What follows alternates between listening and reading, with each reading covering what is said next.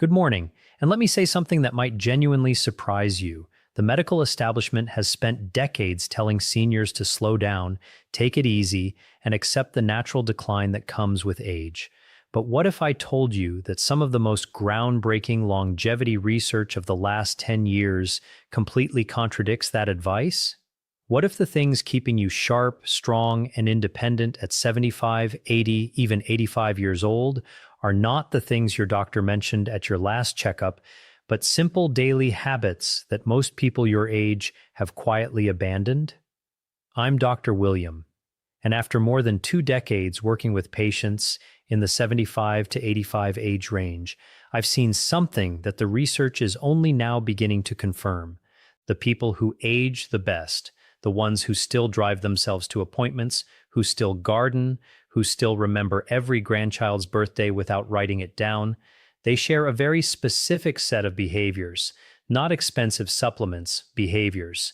A landmark study published by the Stanford Center on Longevity followed over 4,200 adults between the ages of 70 and 90 for a period of 12 years. What they found was striking. Those who maintained just 4 or more of these specific daily habits were 61% less likely to experience what researchers call accelerated functional decline, meaning the rapid loss of independence that sends so many seniors into assisted living far earlier than necessary. 61%. That is not a small number. That is the difference between living your life on your own terms and living it on someone else's schedule. Now, I want to tease something before we go further, because I know you might be tempted to skip ahead. The number one habit on this list, the most powerful of all 6, is something that almost no one talks about.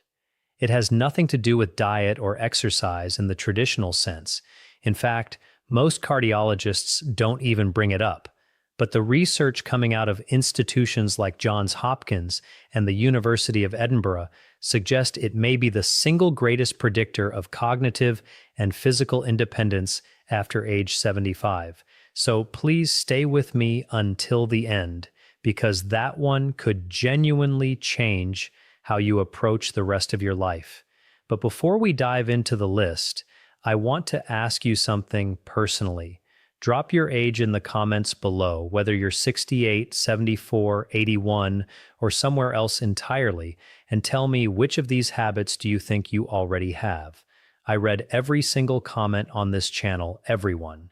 This community means everything to me, and your story matters. So leave it down there, and let's have a real conversation. Now let's count down from number 6 to number 1, starting with something that sounds almost too simple to be life-changing, but the science behind it is anything but simple. Number 6, drinking water strategically, not just casually. Here is what most people get wrong about hydration after 75. They think it works the same way it did at 45. It absolutely does not. After the age of 70, your kidneys lose approximately 40% of their filtering efficiency. Your body's thirst signals become significantly blunted, meaning you genuinely stop feeling thirsty even when you're severely dehydrated. And your blood's ability to carry oxygen and nutrients to your muscles and brain drops miserably with every percentage point of fluid you lose. Think of your bloodstream like a river delivery system. When that river runs low, the delivery trucks slow down, packages get lost, and the whole operation starts breaking down. That is exactly what chronic mild dehydration does to the aging body. Research from the European Journal of Nutrition, involving 3,500 adults over the age of 70, found that who maintained consistent daily hydration above 1.8 liters showed a 38% lower rate of urinary tract infections, a 29% reduction in falls because dehydration dramatically impairs balance and reaction time, and significantly better scores on short-term memory tests. The brain is approximately 75% water. Even a 2% drop in hydration causes measurable cognitive impairment at any age, but after 75, that effect is amplified because your brain's compensatory mechanisms are already working harder just to maintain baseline function. Here's the key that makes this a habit for truly exceptional seniors. They don't just drink water when they remember. They drink 12 to 16 ounces first thing in the morning before coffee, before breakfast, before anything else. This is because the body loses fluid overnight through breathing and minor perspiration. And after 75, your overnight fluid deficit is typically 30% higher than it was in midlife. Then they drink a small glass with every meal and one mid-afternoon. The synergy tip here is critical. Pair your morning water with a small amount of sodium, not table salt, but a pinch of high-quality sea salt or an electrolyte tablet, because after 75, your kidneys have more difficulty retaining sodium, and without it, plain water passes through your system without being fully absorbed into your cells where it's actually needed. Margaret, 81 years old from Boise, Idaho, came to see me complaining of afternoon brain fog, dizziness when standing, and what she described as feeling like my thinking was wrapped in cotton. She was not dehydrated in any dramatic sense. She was chronically mildly underhydrated. We made one change, strategic hydration time correctly, with a small electrolyte addition in the morning.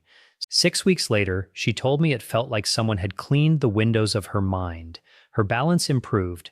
Her afternoon fatigue decreased significantly. One habit, life-changing results. Number 5, resistance-based movement at least twice per week. I need to be very clear about something here because I see this misunderstood constantly. When I say resistance movement, I am not talking about going to a gym and lifting heavy weights.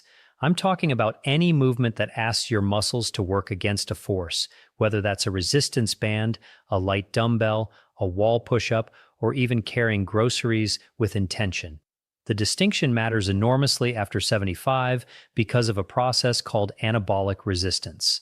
Let me explain what that means. Anabolic resistance is the reduced ability of aging muscle cells to respond to protein and exercise stimulation.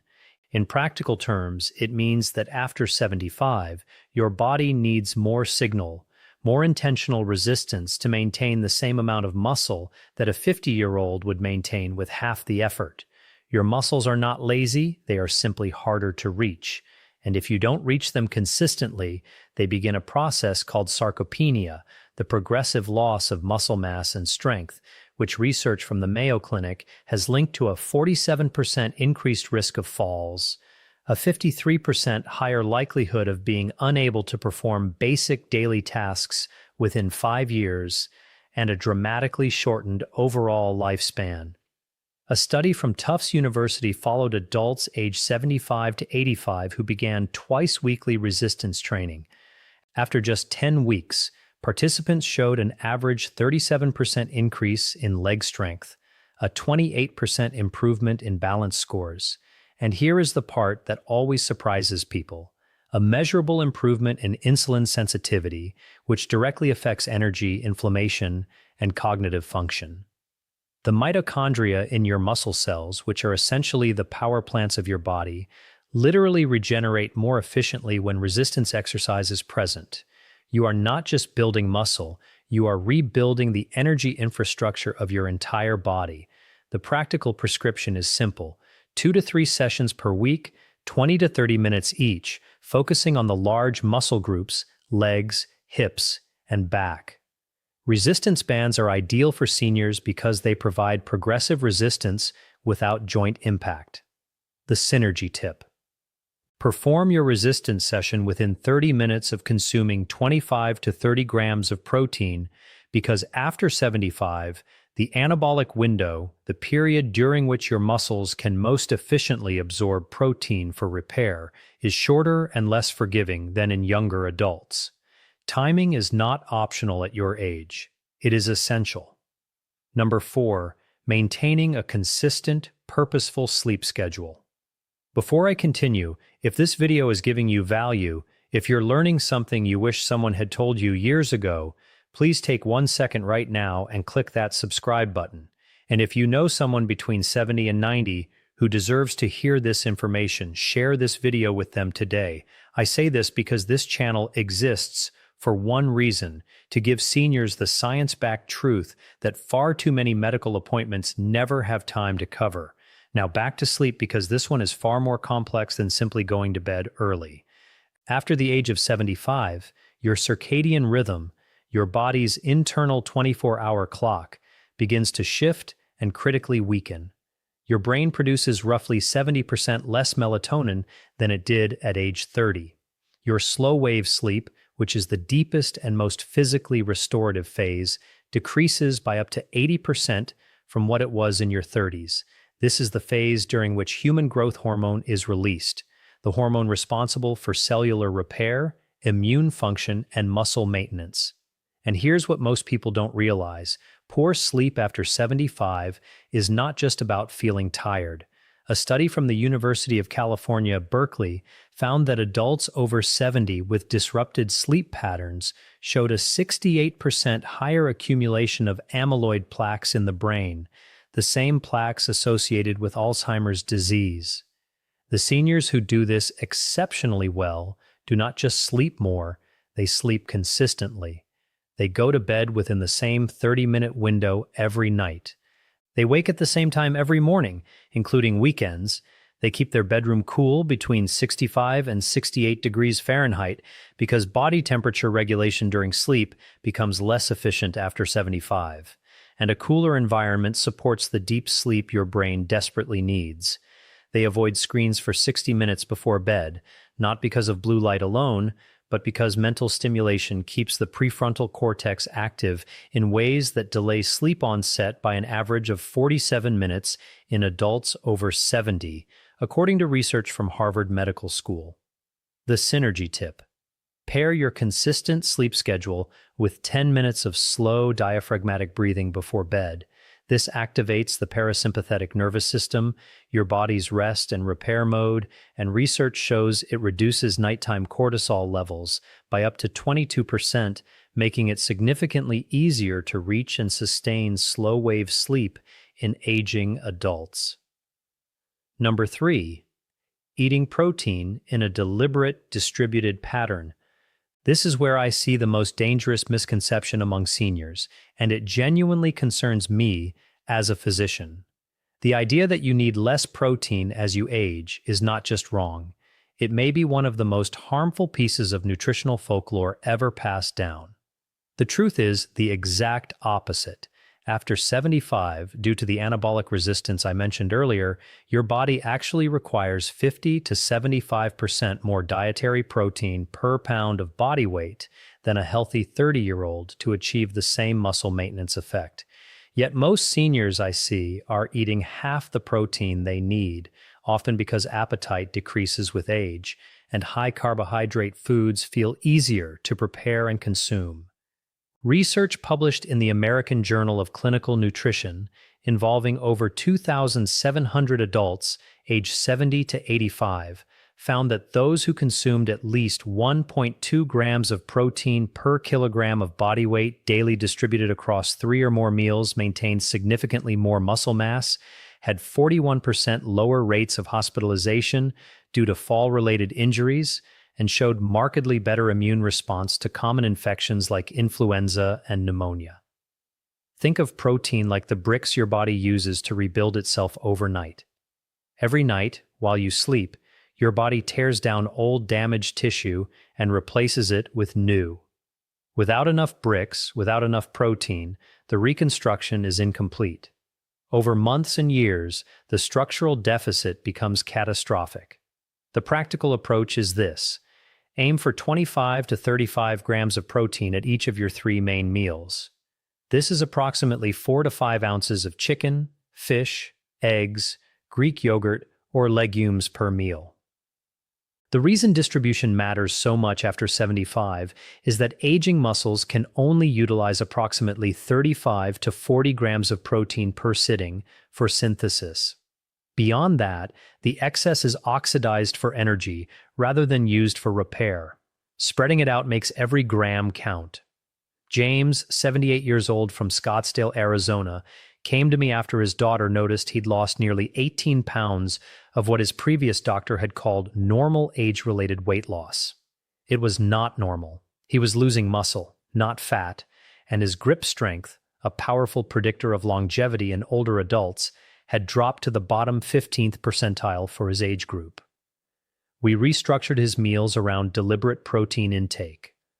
12 weeks later, he had regained 11 pounds of lean mass. His grip strength was back in the 60th percentile, and he told me with unmistakable pride that he had carried all of his own groceries from the car for the first time in 2 years. The synergy tip. Pair your protein meals with a small amount of vitamin C, an orange, some bell pepper, a splash of lemon juice, because vitamin C is essential for collagen synthesis, which works in tandem with dietary protein to maintain not just muscle, but the connective tissue, joint cartilage, and skin integrity that collectively determine how well your body holds itself together after 75. Number 2, daily intentional social engagement. I told you earlier in this video that one of the top 2 items would surprise you. This is the one that surprises most people because it sounds too soft, too emotional to be a medical recommendation. But I want to be absolutely clear. The research on social engagement and longevity in adults over 75 is not soft. It is some of the hardest, most replicable science in modern gerontology. A study from Brigham Young University analyzing data from over 300,000 adults across multiple decades found that social isolation carried a mortality risk equivalent to smoking 15 cigarettes per day. Let me say that again. Being chronically socially isolated is as dangerous to your lifespan as smoking 15 cigarettes every single day. For adults over 75, the National Institute on Aging has found that loneliness accelerates cognitive decline by up to 64%, increases the risk of dementia by 41%, and dramatically elevates inflammatory markers in the blood, specifically interleukin-6 and C-reactive protein that directly damage cardiovascular tissue, immune function, and neural connectivity. Here's the physiological reason this works at such a deep level. Meaningful social interaction, not passive screen time, not watching television in the same room as someone, but actual engaged human connection triggers the release of oxytocin, which suppresses cortisol, reduces inflammation, and activates the prefrontal cortex in ways that keep neural pathways dense and active. Think of your social brain like a muscle. The neurons that fire during genuine conversation, shared laughter, debate, and emotional connection are the same neurons that maintain your memory, your decision-making, and your sense of self. When those neurons go quiet for weeks at a time, they begin to prune. And after 75, neuroplasticity, your brain's ability to form new connections, has already decreased significantly, making unused pathways far harder to restore. The prescription here is not complicated, but it must be intentional. Aim for at least one meaningful in-person social interaction every single day. A phone call counts if it's genuinely engaged, a community group, a faith gathering, a walking partner, a regular lunch with a neighbor. What does not count in terms of the neurological benefit is passive social presence. You must be actively thinking, responding, laughing, disagreeing, sharing. That engagement is the stimulus that keeps your brain structurally intact. Dorothy, 83 years old from Charleston, South Carolina, lost her husband of 54 years and withdrew almost completely from social life. Her daughter brought her to see me 8 months later. Cognitively, she had declined measurably on standard assessments in less than a year. We didn't change her medications. We built her a social schedule, a weekly book club, a daily 20-minute phone call with a rotating list of friends and family, and a twice-weekly volunteer shift at her local library. 8 months after that, her cognitive scores had returned to near baseline. Her inflammation markers had dropped. Her daughter told me she seemed like herself again. Social engagement is not a luxury at 75 and beyond. It is a biological necessity, the synergy tip. Pair your social engagement with physical movement whenever possible. A walk with a friend, a gentle exercise class with others, Gardening with a neighbor. Research from the University of British Columbia shows that combining social interaction with even light physical activity produces a synergistic effect on BDNF, brain-derived neurotrophic factor, that is significantly greater than either behavior alone. BDNF is essentially fertilizer for your brain cells. You want as much of it as possible. And now, number 1. The habit that fewer than 12% of adults over 75 maintain consistently, and which Johns Hopkins researchers have called the most underutilized longevity intervention available to aging adults without a prescription. Number 1. Daily purposeful cognitive challenge. Not crossword puzzles, not passive reading. Though both have value, I am talking about something more specific, more demanding, and more transformative. The daily practice of learning something genuinely new, a skill, a language, a musical instrument, a new form of creative expression that forces your brain into a state of productive discomfort. Here is why this is number 1. After the age of 75, your brain begins to preferentially rely on established neural pathways. It becomes extraordinarily efficient at doing familiar things and extraordinarily reluctant to build new ones. This is not a character flaw, it is a survival mechanism, an aging brain conserving metabolic energy by favoring the familiar. But here is the problem. This preference for the familiar is also the mechanism by which cognitive reserve is depleted. Cognitive reserve is the brain's resilience buffer, its ability to compensate for age-related structural changes and still function at a high level. Think of it like the RAM in a computer. The more cognitive reserve you have, the more damage your brain can absorb before you start experiencing symptoms of decline. Research from the University of Edinburgh's Lothian birth cohort study, following over 1,000 adults from their 70s into their late 80s, found that those who engaged in novel, challenging cognitive activities for at least 30 minutes per day showed a 47% slower rate of brain atrophy on MRI scans, maintained significantly better processing speed and episodic memory, and were 38% less likely to receive a dementia diagnosis over the following decade. A separate study from the Rush Memory and Aging Project found that seniors who described their daily lives as intellectually engaging showed brain function equivalent to adults 10 years younger on standardized neurological assessments. The mechanism is neuroplasticity, your brain's ability to reorganize itself by forming new neural connections. While neuroplasticity does decline with age, it never disappears entirely. The brain retains the capacity for meaningful structural change well into the 80s, but only if it is given sufficient stimulus. Novel learning is that stimulus. Learning a new language activates 5 distinct regions of the brain simultaneously and has been shown in studies from the American Academy of Neurology to delay dementia onset by an average of 4.5 years.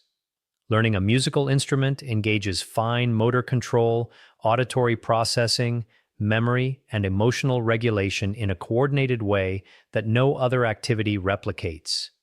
Even learning to cook a new cuisine from scratch, because it requires reading, sequencing, sensory attention, and motor skill, provides meaningful cognitive challenge. The practical approach: choose one genuinely new skill every 3 to 4 months and spend at least 20 to 30 minutes per day actively learning it. The key word is actively. Watching someone else play guitar on YouTube is not learning guitar. Sitting with an instrument in your hands and struggling through a chord progression is. The struggle, that productive discomfort, is where the neurological benefit lives. It is the cognitive equivalent of resistance training. The resistance is the point. Robert, 79 years old, from Portland, Oregon, retired from a 40-year career as a civil engineer, and by his own description, spent the first 3 years of retirement doing very little that truly challenged his mind. He came to see me after noticing increasing difficulty recalling names and following complex conversations. His MRI showed age-appropriate changes, nothing alarming, but his cognitive reserve scores were lower than I would have liked. I gave him one prescription. Pick something he had always wanted to learn and do it every day. He chose oil painting, something he had never done in his life. He was terrible at first, and he will tell you that himself. 18 months later, he had completed 23 paintings, joined a local art group, which addressed habit number 2 simultaneously, and his follow-up cognitive assessments showed improvement in 3 of 5 measured domains. Improvement, not maintenance.